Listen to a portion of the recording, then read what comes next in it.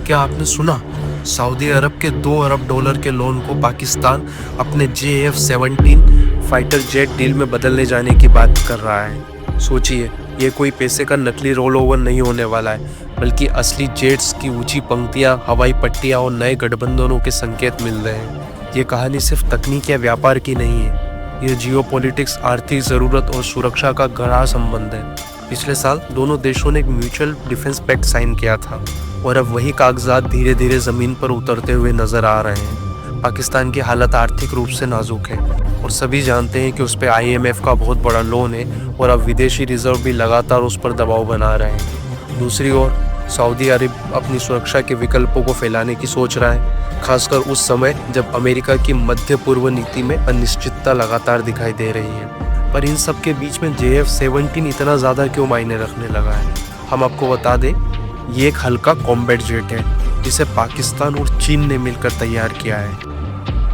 पाकिस्तान का दावा है कि यह विमान कॉम्बैट टेस्टेड है, यानी इसका इस्तेमाल असली युद्ध में हो चुका है और ख़रीदारों के लिए यह बात सबसे ज़्यादा भरोसेमंद हो जाती है।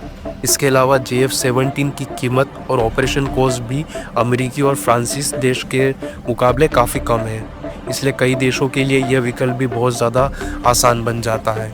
अब सोचिए, अगर सऊदी अरब ने $2 अरब की मदद को सीधे जेट्स में बदल दिया तो इसका क्या मतलब होगा? एक नज़र में ये पाकिस्तान के डिफेंस सेक्टर को बहुत बड़ा ऑर्डर देगा, स्थानीय इंडस्ट्री को काम, एक्सपोर्ट्स का जरिया बढ़ेगा। पर दूसरी तरफ ये नगद पैकेज को जल्दी नहीं बढ़ाएगा, यानी शॉर्ट टर्म में जो क्रैश क्रंच उनके यहाँ पे बना हुआ है वो लगा रहेगा, पर लॉन्ग टर्म के लिए उम्मीदें बढ़ सकती है। पाकिस्तान ने हाल ही में लीबिया जैसी डील्स की भी बात की है और बांग्लादेश से भी बात चल रही है। इसका मकसद साफ है, एक्सपोर्ट बढ़ाना। अगर ये देश अपने सौदों को हकीकत में बदलते हैं तो पाकिस्तान की सुरक्षा और रक्षा उद्योग की कहानी बदल सकती है। पर इस कहानी के भी दो पहलू नजर आएंगे। एक तरफ उनके लिए आर्थिक अवसर होंगे, नौकरी, टेक्नोलॉजी ट्रांसफ़र और विदेशी आय। दूसरी तरफ पाकिस्तान के लिए यही सबसे बड़ा जोखिम भी बनेगा, मेंटेनेंस का खर्च, पार्ट्स की उपलब्धता और लॉन्ग टर्म सपोर्ट। और अगर ऑर्डर समय पर नहीं आए तो कर्ज का दबाव बहुत ज़्यादा बढ़ जाएगा। राजनीतिक रूप से भी एक बहुत बड़ा सिग्नल है भारत के लिए।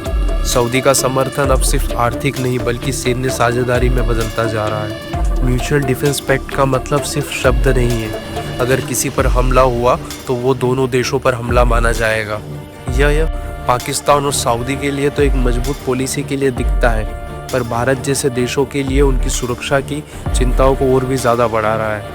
इजराइल के घटनाक्रम, गल्फ देशों का स्थिर माहौल और क्षेत्रीय कंपटीशन सभी समझौते की पृष्ठभूमि बनते नजर आ रहे हैं। ईरान और अन्य गल्फ स्टेट्स और दक्षिण एशिया में मजबूत ताकतें अब इस नए रिश्ते को देखकर अपनी आगे वाली रणनीतियाँ बनाएंगी। वैश्विक स्तर पर भी देखें तो कहानी काफ़ी ज़्यादा दिलचस्प होने वाली है। JF-17 का निर्माण चीन के सहयोग से हुआ है, इसलिए अगर इसका निर्यात बढ़ता है तो चीन की रक्षा निर्यात पहुंच और प्रभाव भी बहुत ज़्यादा बढ़ने वाला है। इसके उलट भारत, पश्चिमी देश और अमेरिका इसको अलग नज़र से देखेंगे। उनके साथ इन रिश्तों का बहुत ज़्यादा असर पड़ने वाला है। यहाँ पर सबसे बड़ा सवाल ये है कि क्या ये रक्षा समझौता पारदर्शी होगा? डिफेंस सौदों में अक्सर पैकेज में हथियार, इलेक्ट्रॉनिक ट्रांसफ़र, ट्रेनिंग और सर्विसेज शामिल होते हैं और इनकी कीमतें कभी भी सार्वजनिक नहीं की जाती। मतलब हमेशा पारदर्शिता की कमी बनी रहती है, घरेलू आलोचनाएं हमेशा होती है और विपक्षी सवाल उठाते रहते हैं, और अंतर्राष्ट्रीय स्तर पर भी भरोसे की बात बनती रहती है। अब आप कल्पना कीजिए एक ऐसे पाकिस्तान की जहां रक्षा उद्योग न सिर्फ देश का खर्चा उठाएगा बल्कि आय का भी एक बड़ा स्रोत बनने वाला है। पर वहीं अगर तस्वीर असफल रही तो आर्थिक दबाव और भी गहरा होने वाला है। इसलिए यह कदम एक जुए से ज़्यादा और कुछ भी नहीं है।